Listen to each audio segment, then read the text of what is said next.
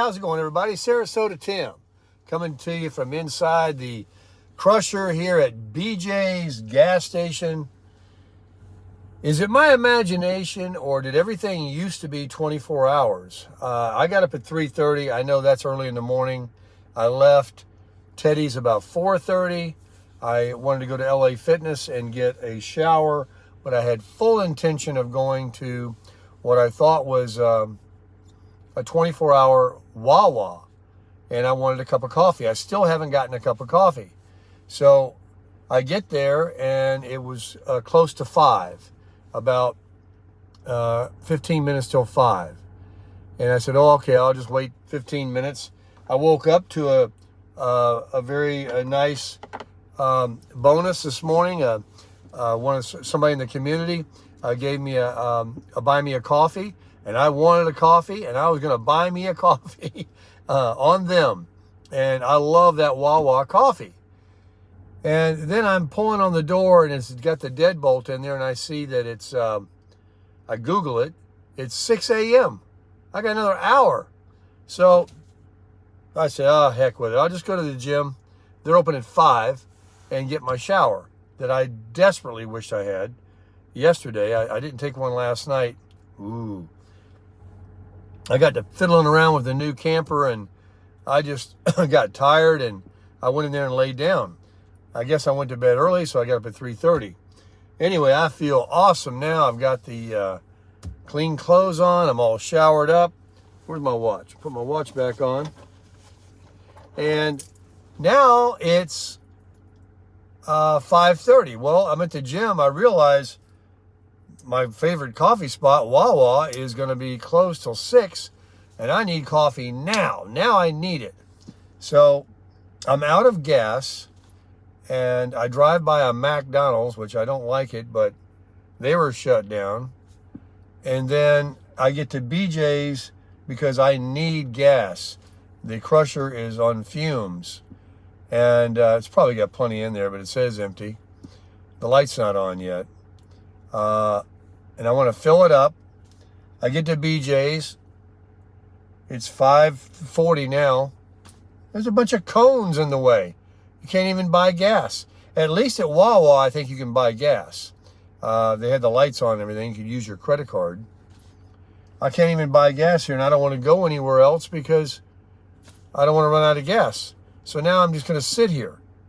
And like I said, didn't things used to be 24 hours? Like, you know, before the pandemic and all that, where you could go to a lot of places, McDonald's, a lot of gas stations, Walmart. Walmart was always 24 hours. None of them are open 24 hours now. Maybe there are one that you know of, but none around here.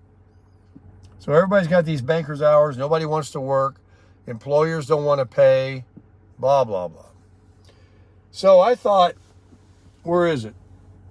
I know it's back here. Never leave home without it. Let me get a little... I was smart enough to bring my... This is a powerful light. If you can ever find you one of these. This one's called a Nebo. But there are other ones that are similar. It's a bright light. For sure. I'm looking for something.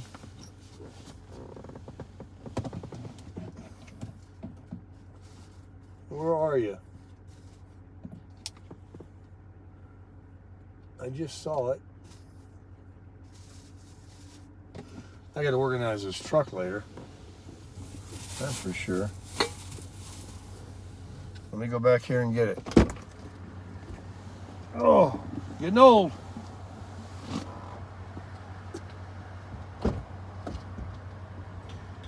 Come out, wherever you are. I know it's in here. Amongst other things too. I got propane and a lighter to burn the paint off the, it was right there at hand's reach. To burn the paint off my grill. It's right here at hand's reach. Oh, what am I putting the light in your eye for? Sorry about that. We don't want to leave the house without inspiration.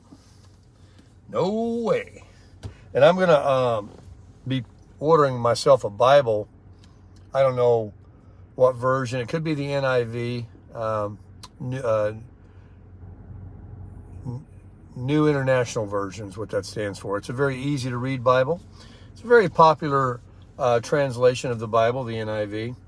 But on my phone, on the YouVersion app, there's almost every imaginable version that you can read or have audio read to you.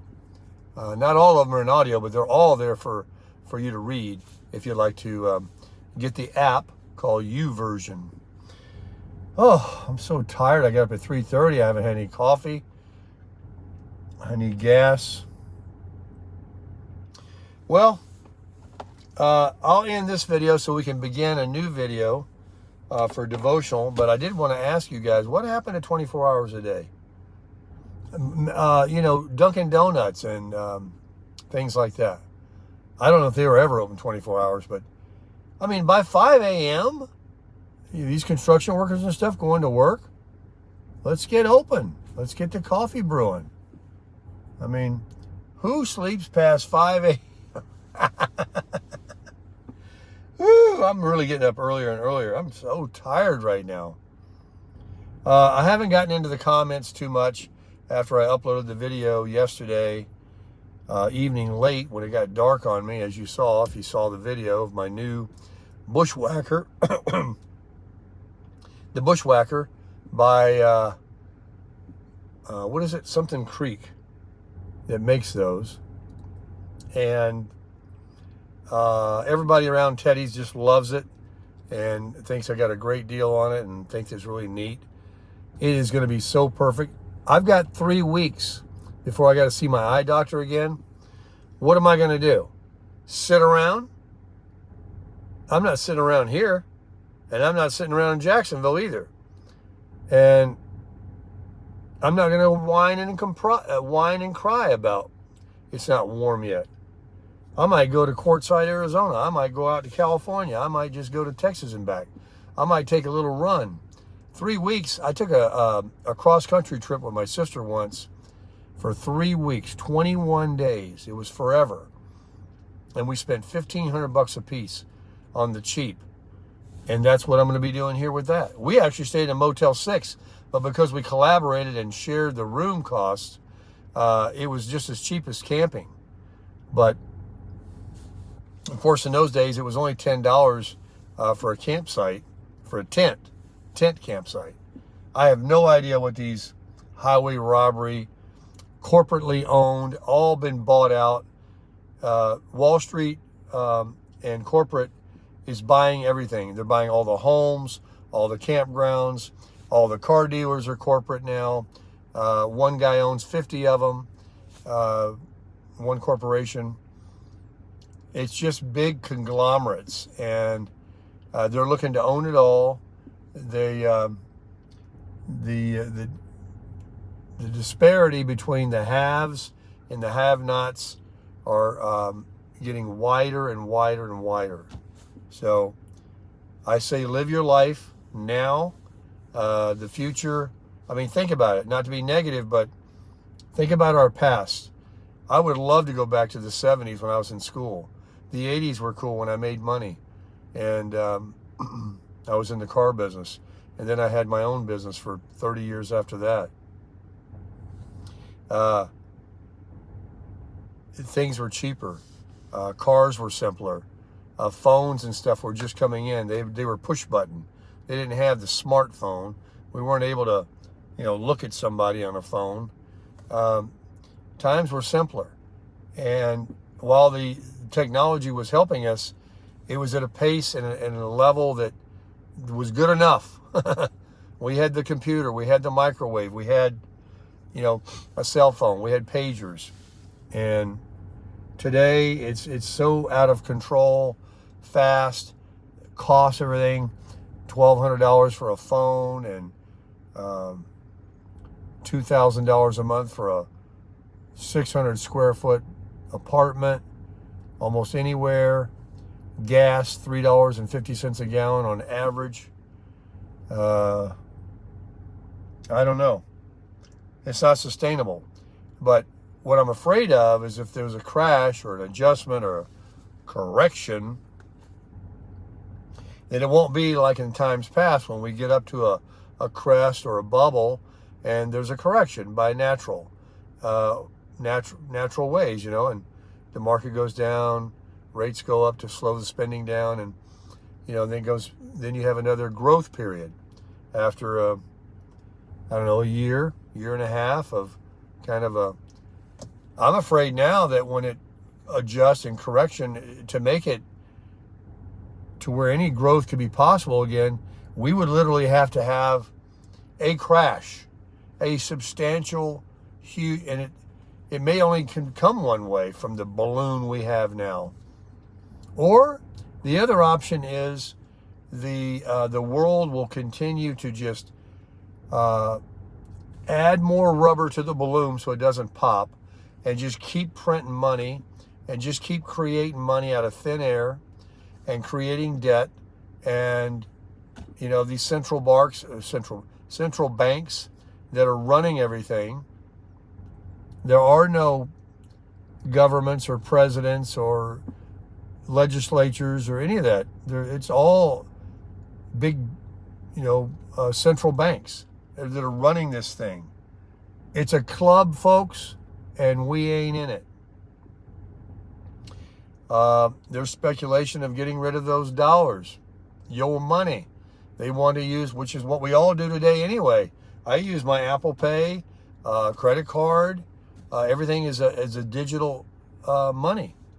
And, you hear people talking about, well, that'll be the future. They want to get rid of cash.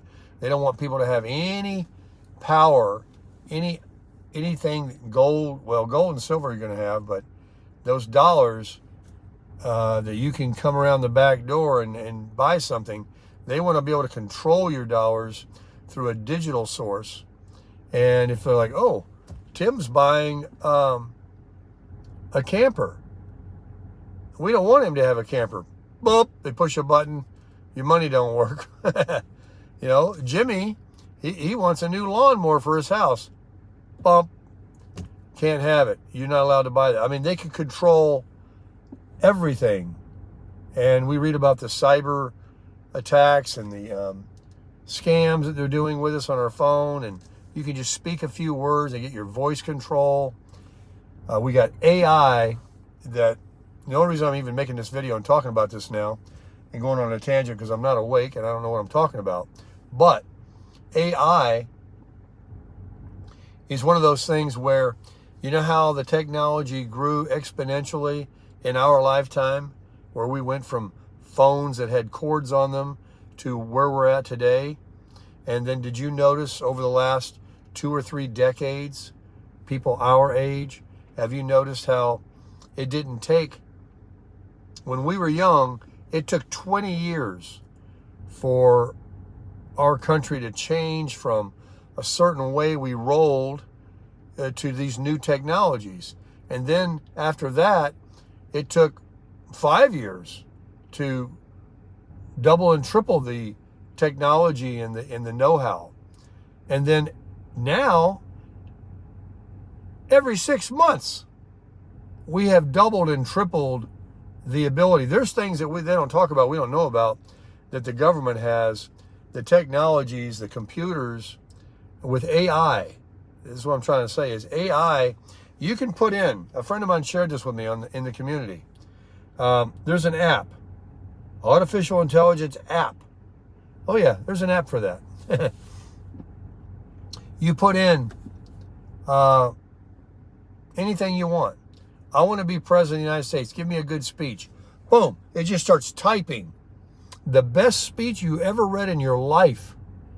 I want to appeal to, this demographic or this group of people for this campaign I'm going to be doing next week over in this part of the country, the South, the North, the West. And AI can print. Forget writers. They're out of business. AI can do it all. And stuff like that. You can just tell your computer what you would like to have, what you would like to convince people of, what you would like to talk about, what are the good talking points. You don't even have to think anymore. That's why they say the media is going to be what's already the worst thing in the world. Don't ever look at it. But the media,